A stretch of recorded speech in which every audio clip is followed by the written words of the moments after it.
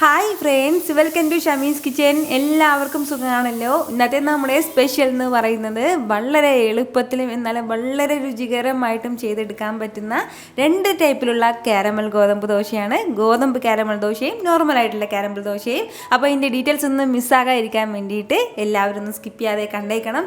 കൂടെ തന്നെ ഈ വീഡിയോ ഒന്ന് ലൈക്ക് ചെയ്യാനും നമ്മുടെ ഷമീസ് കിച്ചൻ ചാനൽ ഇതുവരെയും സബ്സ്ക്രൈബ് ചെയ്യാത്തവരാണെന്നുണ്ടെങ്കിൽ പ്ലീസ് ഒന്ന് സബ്സ്ക്രൈബ് കൂടി ചെയ്തേക്കണേ. എന്നാൽ ശരി, നമുക്ക് വേഗം റെസിപ്പിയിലേക്ക് പോകാം.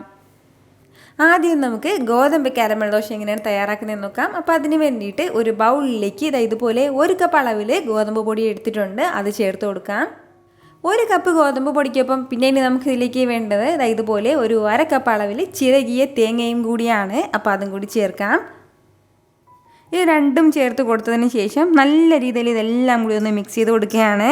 നന്നായിട്ട് ഇതൊന്ന് മിക്സ് ചെയ്ത് കൊടുത്തതിന് ശേഷം മാത്രം ആവശ്യത്തിനുള്ള ഉപ്പും വെള്ളവും ചേർത്ത് കൊടുക്കാം. എങ്കിൽ മാത്രമേ കട്ടയില്ലാതെ നമുക്കിത് നന്നായിട്ട് ഒന്ന് മിക്സ് ചെയ്തെടുക്കാൻ വേണ്ടി പറ്റുള്ളൂ. അപ്പോൾ ഇതുപോലെ ഒന്ന് മിക്സ് ചെയ്തെടുത്തു കഴിഞ്ഞാൽ ഇനി നമുക്കിതിലേക്ക് ആവശ്യമായിട്ടുള്ള ഉപ്പും കൂടി ഒന്ന് ചേർക്കാം. സാധാരണ നമ്മൾ ദോശ തയ്യാറാക്കുമ്പോൾ ചേർക്കില്ലേ, ആ ഒരു അളവിൽ തന്നെ ഇതിലേക്കും ഉപ്പ് ചേർത്തേക്കണം. ഇനി ഇതിലേക്ക് ആവശ്യത്തിനുള്ള വെള്ളം കൂടി ചേർത്ത് കൊടുത്തിട്ട് നന്നായിട്ടൊന്ന് മിക്സ് ചെയ്തെടുക്കാം. ഒരുപാട് വെള്ളം ചേർക്കരുത്. സാധാരണ നമ്മുടെ ദോശയ്ക്കുള്ള ആ ഒരു കട്ടിയുണ്ടല്ലോ, ആ ഒരു കട്ടിക്ക് അനുസരിച്ച് മാത്രം വെള്ളവും ചേർത്തിട്ട് ഒന്ന് മിക്സ് ചെയ്തെടുക്കുകയാണ്. ഞാനിപ്പോൾ ആവശ്യത്തിനുള്ള വെള്ളം എല്ലാം ഒഴിച്ച് കൊടുത്തിട്ട് നന്നായിട്ട് തന്നെ ഇതെല്ലാം ഒന്ന് മിക്സ് ചെയ്തെടുത്തിട്ടുണ്ട്. ഇത്രയും കട്ടിക്ക് വേണം നമ്മുടെ ആ ഗോതമ്പ് ദോശയുടെ ആ ഒരു ബാറ്റർ ഉണ്ടാകേണ്ടത്. ഒരുപാട് ലൂസായി പോകരുത്, അതുപോലെ തന്നെ ഒരുപാട് കട്ടിയായിട്ട് ഇരിക്കാനും പാടില്ല. ഈ ഒരു അളവിന് ഇതുപോലെ ഇത്രയും ആയി കഴിഞ്ഞാൽ നമ്മുടെ ബാറ്റർ ഇപ്പോൾ റെഡി ആയിട്ടുണ്ട്. ഇനി ഇതിങ്ങനെ പുളിക്കാൻ വെക്കണമെന്നോ അങ്ങനെ ഒന്നും ഒരു ആവശ്യവും നമുക്കില്ല. നേരെ തന്നെ നമുക്ക് കാരമൽ ദോശ തയ്യാറാക്കിയെടുക്കാം. ഇനി നമുക്ക് വേണ്ടത് ഒരു ദോശ തവ ഒന്ന് അടുപ്പിലേക്ക് ഒന്ന് ചൂടാക്കാൻ വേണ്ടി വെക്കാം. ഞാനിപ്പോൾ ഒരു നോൺ സ്റ്റിക്കിൻ്റെ തവയാണ് എടുത്തിട്ടുള്ളത്. സാധാരണ നമ്മൾ ദോശ തയ്യാറാക്കാൻ വേണ്ടി എടുക്കുന്ന ഏത് തവയാണെങ്കിലും ദോശക്കല്ലാണെന്നുണ്ടെങ്കിലും കുഴപ്പമൊന്നുമില്ല. അപ്പോൾ അതൊന്ന് ചൂടാക്കാൻ വേണ്ടി വെച്ചതിന് ശേഷം, സാധാരണ ഗോതമ്പ് ദോശ അതിൻ്റെ പേരിൽ തന്നെ നല്ലതുപോലെ നമ്മുടെ ഈ ദോശക്കല്ല് ചൂടാകാൻ പാടില്ല. ലൈറ്റായിട്ട് മാത്രം ഒന്ന് ചൂടായിരുന്നാൽ മതിയാവും. അതിനുശേഷം വേണമെന്നുണ്ടെങ്കിൽ ഒരു അല്പം എണ്ണയോ നെയ്യോ ഒക്കെ ഒന്ന് പുരട്ടി കൊടുക്കാം. അത് നമ്മൾ സാധാരണ എങ്ങനെയാണോ നമ്മൾ ദോശ തയ്യാറാക്കുന്നത് ആ ഒരു രീതിക്ക്. അപ്പോൾ ഇതുപോലെ ഒന്ന് ചൂടായി കഴിഞ്ഞാൽ പിന്നെ ഇനി നമുക്ക് ആവശ്യമായിട്ടുള്ള മാവ് ഒഴിച്ചിട്ട് ഒന്ന് ചുറ്റിച്ചു കൊടുക്കാം. ദോശയ്ക്കൊന്ന് ചുറ്റിച്ചു കൊടുത്തു കഴിഞ്ഞാൽ പിന്നെ പെട്ടെന്ന് നമ്മൾ ചെയ്യേണ്ട അടുത്ത കാര്യമാണ് നമ്മുടെ ആവശ്യത്തിനനുസരിച്ചിട്ടുള്ള, നമ്മുടെ മധുരത്തിനനുസരിച്ചിട്ടുള്ള പഞ്ചസാരയും കൂടി. പഞ്ചസാര ഒന്നുകിൽ കയ്യിലെടുത്തിട്ട് നമുക്കിതുപോലെ ഒന്ന് വിതറി കൊടുക്കാം. നമ്മുടെ ആ മധുരത്തിനനുസരിച്ചിട്ട് ഉണങ്ങുന്നതിന് മുന്നേ, അതിൻ്റെ പുറം ഭാഗം ഡ്രൈ ആകുന്നതിന് മുന്നേ തന്നെ നമ്മളിതൊന്ന് ചെയ്തേക്കണം. നമ്മുടെ ഈ ദോശയുടെ എല്ലാ സ്ഥലത്തേക്കും ഇതുപോലെ പതുക്കെ ഒന്ന് വിതറി കൊടുക്കണം പഞ്ചസാര. നമ്മുടെ മധുരത്തിനനുസരിച്ചിട്ട് എത്രത്തോളം കുട്ടികൾക്കാണെങ്കിൽ കുറച്ചുകൂടി കൂടുതൽ ചേർക്കാം, അല്ലാതെ മുതിർന്നവർക്ക് കുറച്ചും കൂടി കുറച്ച് ചേർക്കാം. പക്ഷേ എപ്പോഴും ഒരു അളവിൽ അങ്ങനെ വേണം കേട്ടോ. ഏറ്റവും കുറഞ്ഞിട്ട് പഞ്ചസാര ചേർക്കരുതെങ്കിൽ പിന്നെ ആ കാരമൽ ദോശ ആകില്ല. അതിൻ്റെ ആ ഒരു കറക്റ്റ് പെർഫെക്റ്റ് ടേസ്റ്റ് നമുക്ക് കിട്ടത്തില്ല. അതൊന്ന് പ്രത്യേകം ശ്രദ്ധിച്ചേക്കണം. പഞ്ചസാര ഒന്ന് വിതറി കൊടുത്തു കഴിഞ്ഞാൽ പിന്നീട് നമുക്ക് വേണ്ട അടുത്ത മെയിനായിട്ടുള്ള കാര്യമാണ് നെയ്യും കൂടി. നെയ്യ് ഇതിന് മുകളിലേക്ക് പതുക്കെ ഒന്ന് ചുറ്റിച്ചു കൊടുക്കാം. ഇതുപോലെ നെയ്യാണ് നമ്മുടെ ഈ കാരമൽ ദോശയുടെ മെയിനായിട്ടുള്ള അടുത്ത താരം എന്ന് പറയുന്നത്.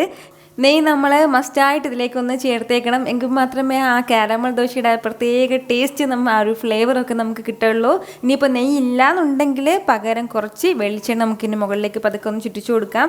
അപ്പോൾ ഇതിൽ ഏതെങ്കിലും ഒരു എണ്ണ ചേർത്തേക്കണം കേട്ടോ. ഇല്ലാന്നുണ്ടെങ്കിൽ നമ്മൾ തിരിച്ചിടുന്ന സമയത്ത് ഇതിൻ്റെ പുറത്ത് നമ്മൾ പഞ്ചസാര ഇട്ടിരിക്കുന്നതിൻ്റെ പേരിൽ ആ ദോശക്കല്ലിനടിയിൽ ഇങ്ങനെ സ്റ്റിക്കായിട്ട് ഒട്ടിപ്പിടിച്ചിരിക്കും. അപ്പോൾ കുറച്ച് എണ്ണയോ നെയ്യിന് മുകളിലേക്ക് ചേർക്കുമ്പോഴത്തേക്കും അത് ഒട്ടിപ്പിടിക്കാതെ തന്നെ നല്ല സ്മൂത്തായിട്ട് നമുക്ക് ഇളകി എടുക്കാൻ പറ്റും.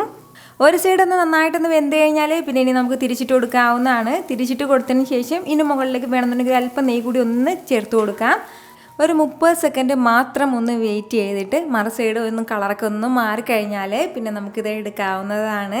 നമ്മൾ സാധാരണ ദോശ തയ്യാറാക്കി കഴിക്കുന്നതിൽ നിന്നും, അല്ലാന്നുണ്ടെങ്കിൽ നമ്മളിങ്ങനെ ദോശയുടെ കൂടെ സൈഡിലായിട്ട് പഞ്ചസാരയൊക്കെ വെച്ച് കഴിക്കുന്നവരുണ്ട്. ആ ഒരു ടേസ്റ്റ് അല്ല കേട്ടോ ഇതിന് കിട്ടുന്നത്. നമ്മുടെ ഈ കാരമൽ ദോശയ്ക്ക് ഒരു പ്രത്യേക ടേസ്റ്റിലാണ് നമ്മൾ ഇതുപോലെ രണ്ടും കൂടി മിക്സ് ചെയ്തിട്ട് ഒരു ദോശ തയ്യാറാക്കി എടുക്കുമ്പോൾ നമുക്ക് കിട്ടുന്നത്. അപ്പോൾ ഈ ഒരു രീതിക്ക് വേണം നമ്മുടെ ഈ ഗോതമ്പ് കാരമൽ ദോശ തയ്യാറാക്കി എടുക്കാനായിട്ട്. അപ്പോൾ ഇതായിക്കഴിഞ്ഞാൽ ഇനി നമുക്ക് സാധാരണ കാരമൽ ദോശ എങ്ങനെയാണ് തയ്യാറാക്കുന്നതെന്ന് നോക്കാം. നോർമൽ കാരമൽ ദോശ തയ്യാറാക്കി എടുക്കാനായിട്ട് ഞാനിപ്പോൾ ഇതുപോലെ ദോശ ബാറ്റർ എടുത്തിട്ടുണ്ട്. സാധാരണ നമ്മുടെ ഉഴുന്നും അരിയും കൂടി ചേർന്നിട്ടുള്ള ദോശ ബാറ്ററാണ്. നമ്മുടെ ആ ദോശ ബാറ്ററിൻ്റെ ആ ഒരു സെയിം കട്ടിക്ക് തന്നെ നമുക്കിത് എടുക്കാവുന്നതാണ്. ഇനി നമുക്ക് ദോശ പതുക്കെ ഒന്ന് ചുറ്റിച്ചു കൊടുക്കാം.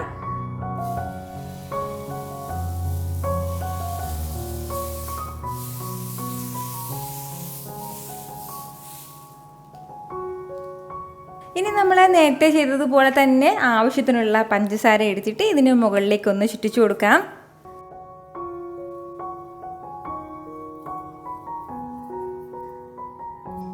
കൂടെ തന്നെ ആവശ്യമായിട്ടുള്ള നെയ്യും കൂടി നമ്മൾ ഈ കാരമൽ ദോശ തയ്യാറാക്കി എടുക്കുമ്പോഴത്തേക്കും പ്രത്യേകം ശ്രദ്ധിക്കേണ്ടത് ഫ്ലെയിം ഒന്ന് നന്നായിട്ടൊന്ന് കുറച്ച് വെച്ചിട്ട് തന്നെ നമുക്ക് ചെയ്തെടുക്കാവുന്നതാണ്.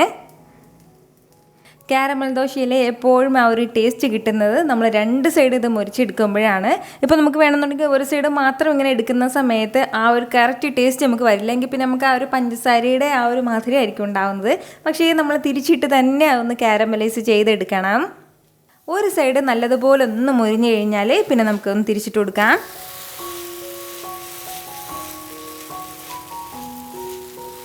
തിരിച്ചിട്ട് കൊടുത്തതിന് ശേഷം നന്നായിട്ട് ഇതുപോലെ ഒന്ന് പ്രസ് ചെയ്ത് കൊടുത്തേക്കണം.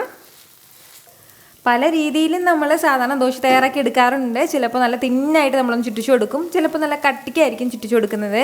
പക്ഷേ കാരമൽ ദോശയ്ക്ക് എപ്പോഴും ഇതുപോലെ അത്യാവശ്യം വലിപ്പത്തിനും അതുപോലെ തന്നെ ഒന്ന് തിന്നായിട്ട് ഒന്ന് പരത്താൻ വേണ്ടി പ്രത്യേകം ശ്രദ്ധിച്ചേക്കണം. ഈ രണ്ട് ടൈപ്പിലുള്ള കാരമൽ ദോശയ്ക്കും രണ്ട് രീതിയിലുള്ള ടേസ്റ്റാണ് കേട്ടോ നമുക്ക് കിട്ടുന്നത്.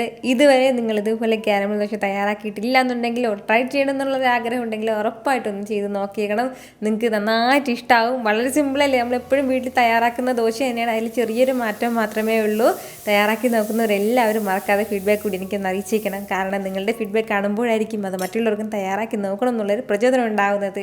അപ്പോൾ ഈ വീഡിയോ ഇഷ്ടമായാൽ ഇതൊന്ന് ലൈക്ക് ചെയ്യാനും നിങ്ങളുടെ ഫ്രണ്ട്സിനും ഫാമിലിക്കും എല്ലാവർക്കും ഒന്ന് ഷെയർ കൂടി ചെയ്ത് കൊടുത്തേക്കണേ. ഇതുപോലുള്ള റെസിപ്പിക്ക് വേണ്ടിയിട്ട് ഷമീസ് കിച്ചൻ ചാനൽ ഫോളോ ചെയ്യാനും സബ്സ്ക്രൈബ് ചെയ്യാനും ആരും മറക്കരുത്.